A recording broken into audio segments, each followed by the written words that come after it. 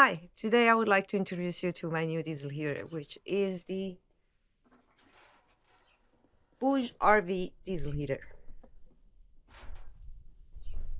There are two things that made me decide to buy this diesel heater. First, because I can attach it without any fuss to any power station with the cigarette lighter plug. And second, because it's namely a 5 kilowatt diesel heater, but you can power it down to 1.4 kilowatt. And since my van is so small, I don't need a 5 kilowatt diesel heater. The only thing I will have to do is once a month put it on the highest power, burn it out for at least 1 hour so that the burning chamber does not accumulate too much of the burning powder and stuff. So now let me show you what's in the box. So the first thing you will find in the box is the diesel heater. It's made out of a solid stainless steel 304 for the specifications, and you have a 5-liter tank inside here, which you can fill with this. On this point I already have some in it, and it has a car fuel cap which closes very well, and if you can hear, there is nothing coming out from here. And yeah, as you can see, it's very solid and it's a very good material and good quality. The other thing is the diesel heater weighs about 10 kilograms without the fuel. It's about a 38.9 centimeters long, 24.6 centimeters wide, and 31.5 centimeters tall. It can be used up to 3,000 meters of elevation, which is approximately, I would say, 9,000 feet or something like that. Now, let's see the accessories. First of all, you'll get the power supply accessories, which are the AC to DC power adapter. It goes from 100 volts to 240 volts, so you can use it all over the world with no complications. You have the positive and negative cord to attach to a normal battery, and then you have the cigarette lighter attachment, which is the cable I was looking for, because this lets me attach my power station with no fuss to the diesel heater. Then we have the exhaust pipe, which is not very long, as you can see. There is the muffler for the exhaust pipe. There are two copper coated hose clamps. There is the attachment for the exhaust pipe to mount it. And these are M.5 self-tapping screws, and there are two pieces. And then you also get two screws for the casing in case you lose one or two. Then you get air outlet pipe, which has a diameter of 75 millimeters or approximately 3 inches, and you can also make it longer, which I don't want to do now because I don't need it at the moment.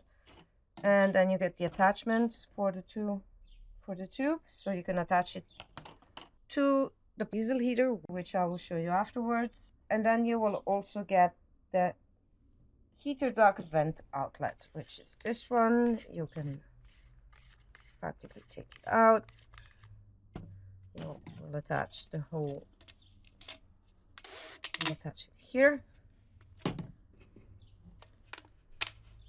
and then you can attach it to something like a piece of wood, and then you can close this one inside so it will stay fixed in the material that you will attach it to. So to turn on the diesel heater, you have 3 ways. You can turn it on directly from the diesel heater. You have a remote control, or you can turn it on from the app, which you can download, which I didn't do at the moment. Because you will also get the user manual and some instructions on how to mount the air outlet pipe. And that's it for what's in the box. And now let's go inside the van so I can show you how the diesel heater works with my power station. Now let's power on the heater. As you can see, the volts in the display are adapting to my power station, which in this case is the EcoFlow River first generation with 288 watt hours. The same process also happens with my EcoFlow River Pro 2 with 768 watt-hours and my Anker Solix C300 DC that also has 288 watt-hours. The diesel heater takes a few minutes to power up, and the complete process from turning it on to fully heat takes about 6 to 7 minutes. And this will be the part where it will draw the most of the power. The initial process, I have to say, is quite loud, but this is because the diesel heater was created to use outdoors for overlanding and camping. On the instruction manual, they say that indoor use is only suggested in a ventilated space, so I will just leave the windows open a bit. One important thing to know is the heater has no thermostat, so it won't turn on and off at a certain temperature.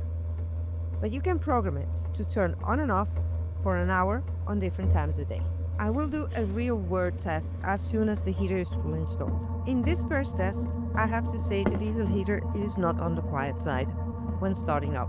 I actually would say it is loud, but then it will get more silent. So if you use it outside with neighbors, just be aware of this fact. And at the moment, the exhaust pipe is not properly installed, and that is also a reason why it seems so loud. And by the way, I forgot to show you how you attach the exhaust pipe to the diesel heater. The attachment is on a screw-on base, and it is very solid and secure. The power draw on my power station is about 115 to 125 watts at the beginning, and once I power it down to 1.4 kilowatt, it slowly goes down to a steady 11 to 12 watts until I decide to turn it off. This means I could use the heater with a full power station with 288 watts for about 10 to 12 hours straight. I guess the time will be shorter the more I turn on and off the diesel heater. Once you turn off the diesel heater, it will take about 2 minutes to turn off completely. These are all the information I have for now. I will update you on the heater and the app when I'll do the real-world test. If you watched until the end, thank you.